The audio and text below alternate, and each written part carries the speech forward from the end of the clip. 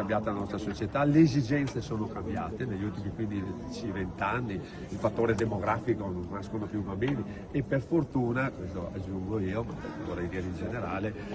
una volta si lavorava fino a 60 anni, a 65 anni molti ci lasciavano, oggi a 65 anni siamo ancora dei ragazzini, 70, 75, 80, 85, quindi è cambiata la nostra società e le esigenze della nostra società e quello che chiedono i nostri cittadini. Alberto Stefani come Presidente dovrà dare un impulso nuovo per i prossimi 10, 20, 30 anni, perché oggi è cambiata la situazione e noi vogliamo essere come Unione di Centro quelli che portano all'interno di questa coalizione quella che è una moderazione, ma altrettanto delle priorità. Le nostre priorità, come dicevo prima, sono quelle rivolte a tutti noi, che è la salute, sanità, sociale, attenzione alle persone e che vuol dire attenzione alle nostre imprese, attenzione al nostro territorio, senza dimenticare chiaramente le infrastrutture e quello che chiede il Veneto rispetto al nostro futuro.